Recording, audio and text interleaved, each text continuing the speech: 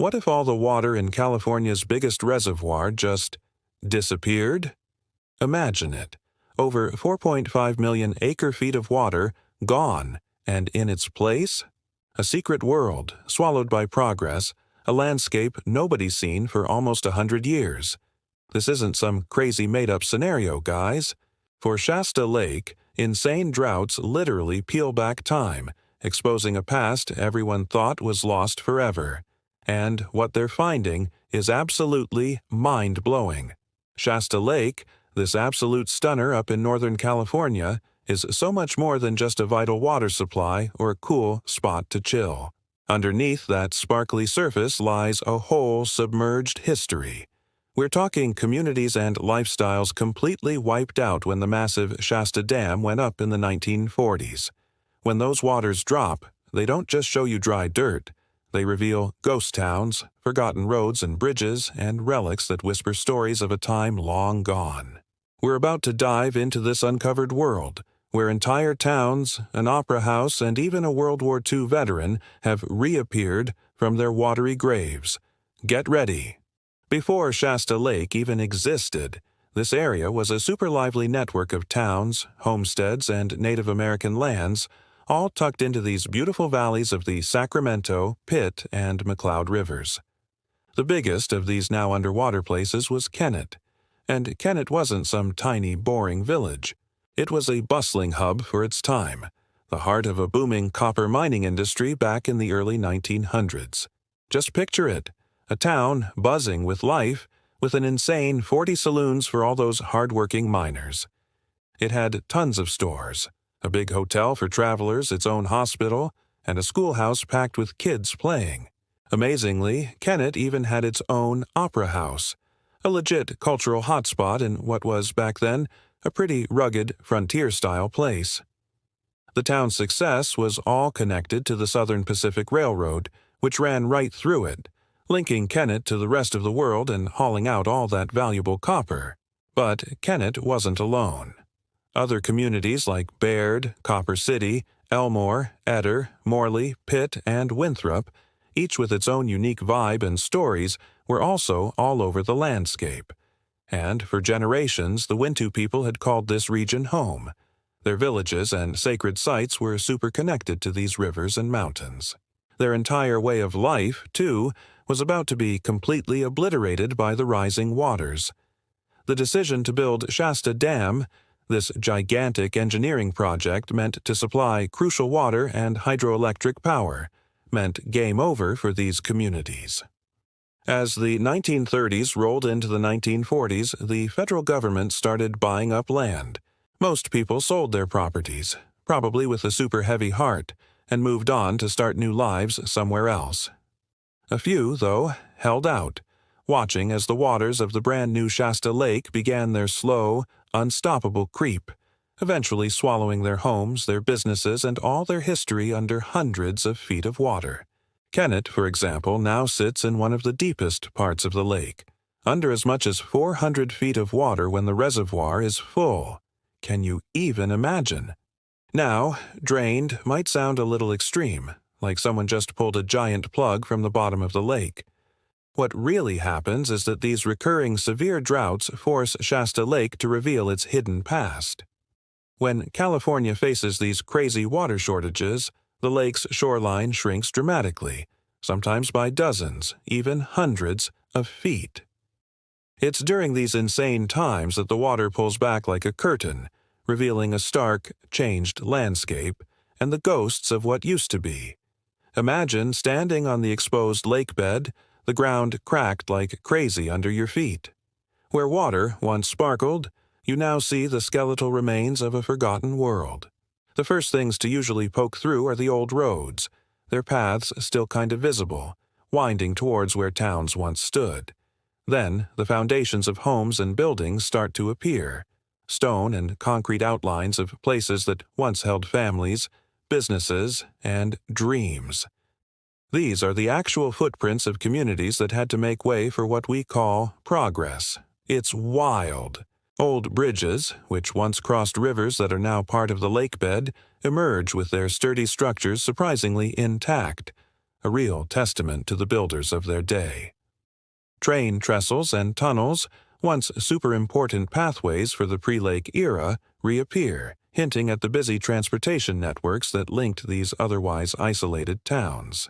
These aren't just piles of rubble, guys. They're the architectural skeletons of a lost time. Every exposed stone, every rusted piece of metal, tells a story of displacement and the unstoppable march of time. For people who know what to look for, or for the descendants of those who lived here, these moments offer a crazy, almost surreal chance to walk among the remnants of their heritage. The air feels thick with history, a silent tribute to the lives and communities sacrificed for the water that keeps modern California running. As the water levels drop even further, more than just foundations and roads come into view. Specific, recognizable structures from the very heart of these lost towns start to surface, giving us a more personal peek into daily life before the flood. Picture the eerie sight of what was once Kennett's main street, its ghostly outline now actually walkable. Old retaining walls, staircases that now lead to nowhere, and the scattered debris of everyday life. These are the clues that historians and curious explorers piece together. It's like a giant puzzle. Among the most fascinating discoveries are those that tell us about the town's social life. Reports from times when the water was extremely low mention parts of Kennett re-emerging, including sections that locals and historical societies have painstakingly tried to match up with old town maps. The sheer size of Kennett, with all its businesses, becomes hauntingly clear when its footprint is laid bare. That opera house, a symbol of Kennett's old-time vibrancy, is a particularly sought-after phantom. While it's unlikely the whole building survived decades under water and pressure, bits of its foundations or significant debris could definitely show up during extreme droughts, reminding us of the cultural dreams of this once thriving boomtown.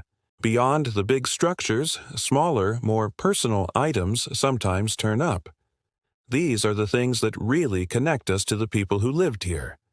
Engraved metalwork has been found, maybe pieces of old mining gear, or even personal items marked with names or dates, giving us a direct link to the folks of Kennett. Imagine finding a sculpture, seemingly random yet clearly crafted, lying in the mud. One such find was a metal fish sculpture with names and dates that researchers think tie it directly to Kennett Yee's past, a touching piece of folk art preserved by the lake. These are the real treasures, the things that turn abstract history into tangible human stories, connecting us across the decades to the hands that made them and the lives they were part of. Each artifact is like a whisper from the past, a reminder of the bustling human life that the lake now hides. So cool. Perhaps one of the most incredible and unexpected things to come out of Shasta Lake's receding waters ain't an old building or relic from a mining town, but a veteran of a global war. In 2021, as severe drought tightened its grip on California, a truly remarkable artifact surfaced near Bridge Bay Marina, a World War II-era landing craft, a Higgins boat. Quickly nicknamed the Ghost Boat, this wasn't just any old vessel. Its historical importance sent shockwaves through military history circles. This is huge. The boat had clear markings, 31-17, which helped researchers and the U.S. Forest Service trace its history. Unbelievably, this humble-looking landing craft was confirmed to have been assigned to the USS Monrovia, an attack transport that played a key role in some of World War II's most critical moments. The USS Monrovia wasn't just some random ship in the fleet. It actually served as General George S. Patton's headquarters during the Allied invasion of Sicily in 1943. It's pretty staggering to think that a boat that once carried troops under such a legendary commander, and was also reportedly used by General Dwight D. Eisenhower, would end up at the bottom of a California lake. The Ghost Boat didn't just serve in Europe, it also took part in several D-Day invasions in the Pacific, a true workhorse of the war. What? So, how did such a famous vessel end up in Shasta Lake, That's still a bit of a tantalizing mystery. After the war, a lot of surplus military boats and ships were sold off and used for civilian jobs. The thinking is that this particular Higgins boat might have been used on the lake for things like gathering driftwood or other commercial tasks before it eventually sank, its amazing past totally unknown to whoever last used it. Its discovery was a total fluke, a direct result of the dropping water levels exposing what had been hidden for decades. The story of the ghost boat doesn't stop with its discovery. Realizing how historically valuable it was, the U.S. Forest Service announced plans to carefully retrieve and restore the vessel. The goal isn't to make it look shiny and new, but to preserve its weathered, combat-fatigue look, a tribute to its incredible journey and service.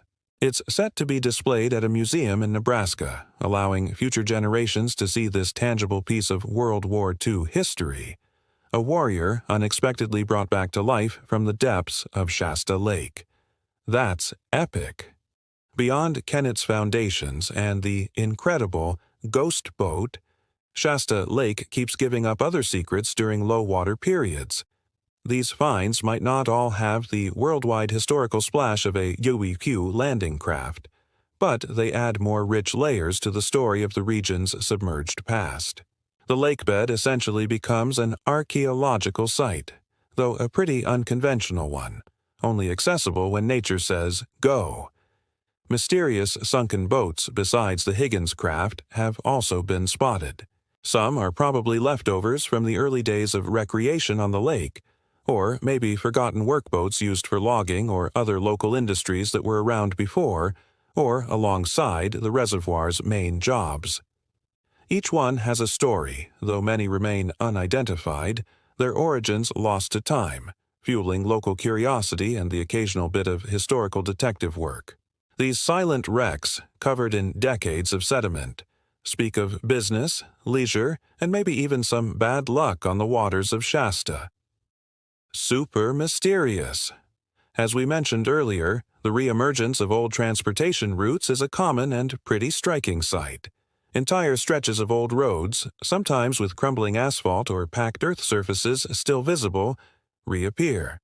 Imagine driving your modern car on a highway overlooking the lake and then seeing, way down below on the exposed flats, the ghostly outline of a road that once served the exact same purpose for a much earlier generation.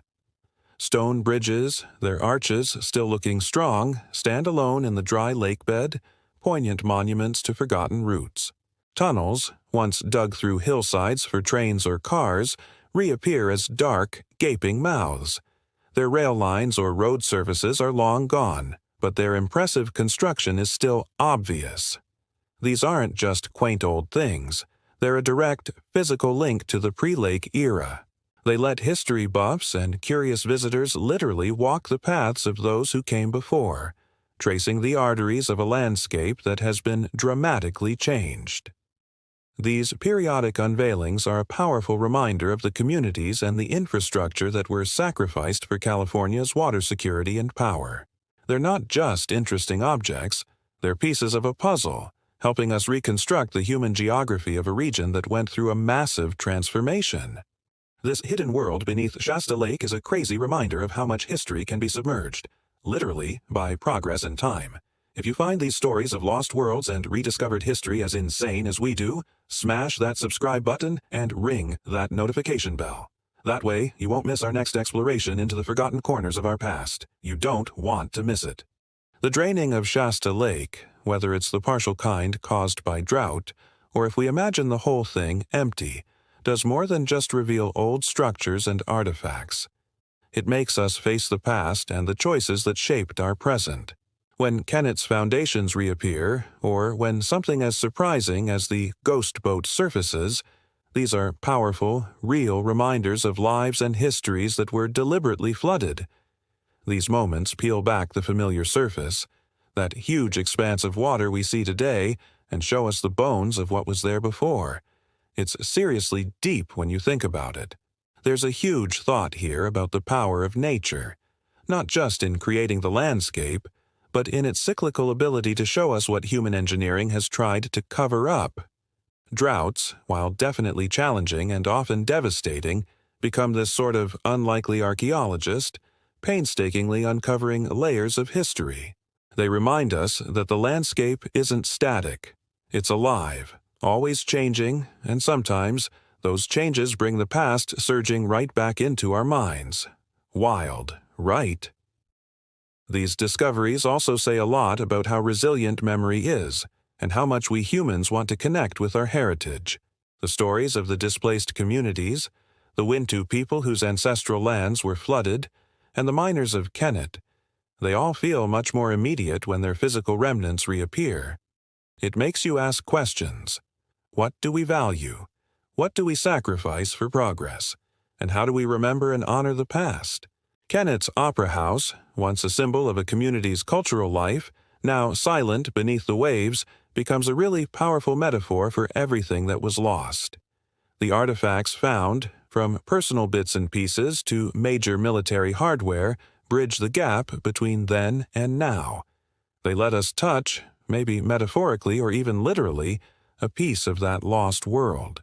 They turn dry historical accounts into something real and gut-level. The ghost boat, having served in global conflicts and then vanished into a domestic reservoir, only to pop up decades later, has an almost mythical feel to it. It really highlights the idea that history isn't always neatly tucked away in books or museums. Sometimes it's just lying dormant, waiting for the right conditions to share its secrets again. How crazy is that? So, Shasta Lake really has this kind of dual identity.